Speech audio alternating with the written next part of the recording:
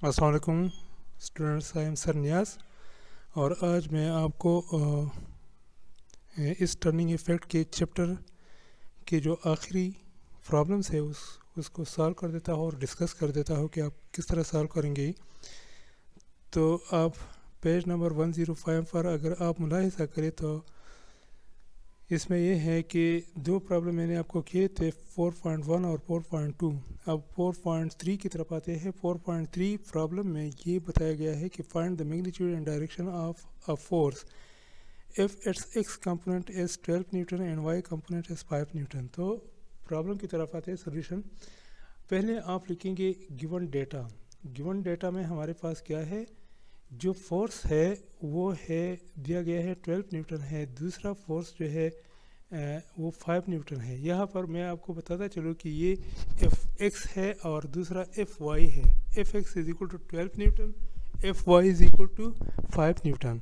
तो magnitude of force मालूम करने के लिए हमारे पास फार्मूला क्या है कि f is equal to f x square plus f y square under the root. So f will be equal to, आप वैल्यू पुट करें इसमें 12 newton whole square plus 5 newton whole square, f is equal to 144 newton square plus 25 newton square. इनको जमा करें तो इसकी total या सम जो है वो 169 newton whole square under the root आ जाएगा। इसका रूट आप ले लें तो ये 13 न्यूटन होल स्क्वायर ये अंडर द रूट हो जाएगा, या 13 न्यूटन इसका आंसर होगा। दूसरी तरफ हम इस फोर्स की डायरेक्शन मालूम करते हैं। तो डायरेक्शन मालूम करने के लिए हमारे पास फार्मूला है tangent theta is equal to f y over f x. आपकी किताब में दिया गया है ये फार्मूला। इसमें आप वैल्यू पुट करें तो tangent theta will be equal to 5 newton divided by 12 newton. Newton और न्यूटन एक दूसरे के साथ कैंसिल हो जाएगा और 5 को 12 पर डिवाइड करें तो इससे आंसर जो है वो 0.41 आ जाएगा।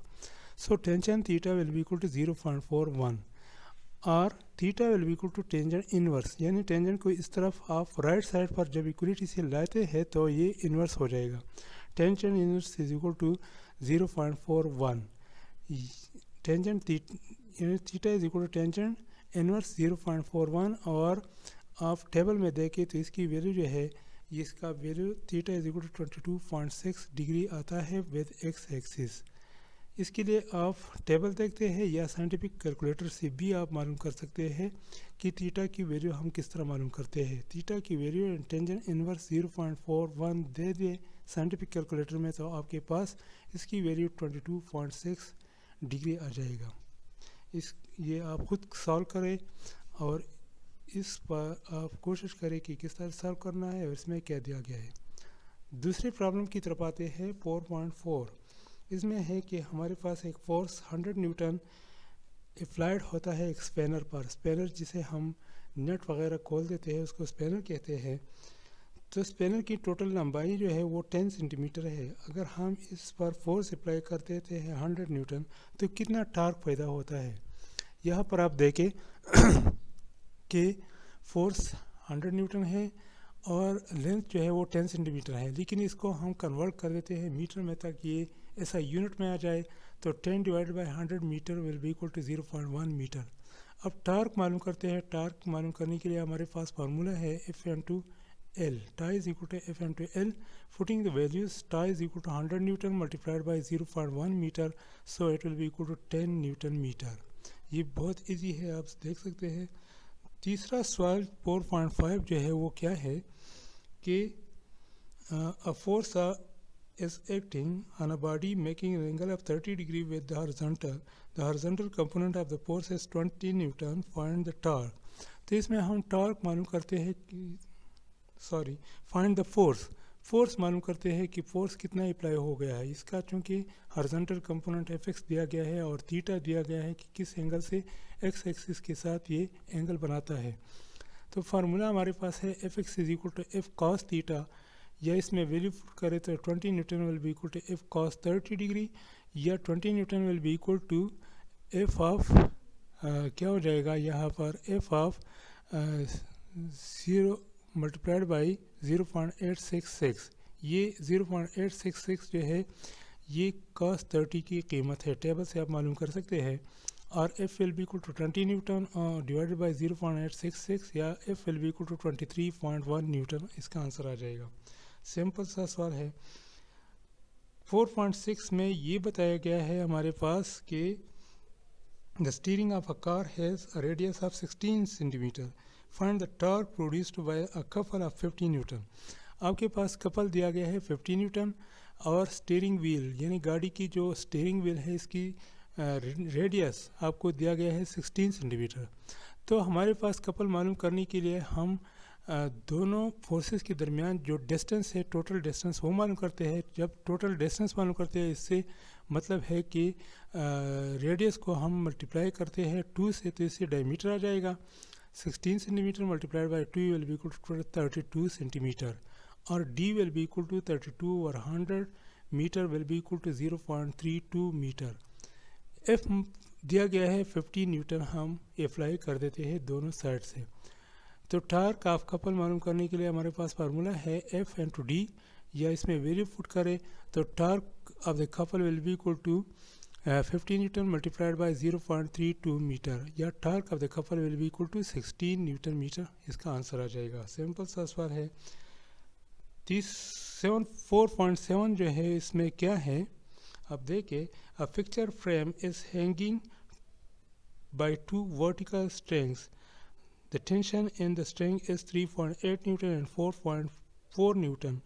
Find the weight of the picture frame. तो इसका वेट मालूम करने के लिए हम क्या करते हैं कि एक फ्रेम है, पिक्चर फ्रेम है जो 2 रस्सियों से अविजान है यानी लटका हुआ है, और इन 2 रस्सियों में 2 टार्क टेंशन जो है वो एक में 3.8 न्यूटन है और दूसरे में 4.4 न्यूटन है।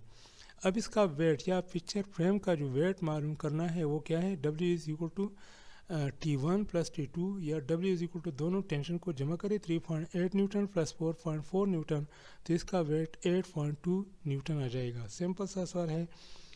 4.8 जो प्रॉब्लम है इसमें है कि 2 blocks of mass is 5 kilogram and 3 kilogram suspended by the 2 strings as shown in the figure. आप किताब में इसका देख सकते हैं figure. Find the tension in each string. तो इसमें हर एक स्ट्रिंग में टेंशन मालूम करने के लिए हम जाते हैं, आगे की तरफ जाते हैं। Mass of the first body M1 is equal to 5 kilogram, so weight of the first block will be equal to 5 kilogram multiplied by 10 metre per second square, यानी इसका फार्मूला जो है W is equal to mg है, तो इससे इसका 50 Newton weight आ जाएगा।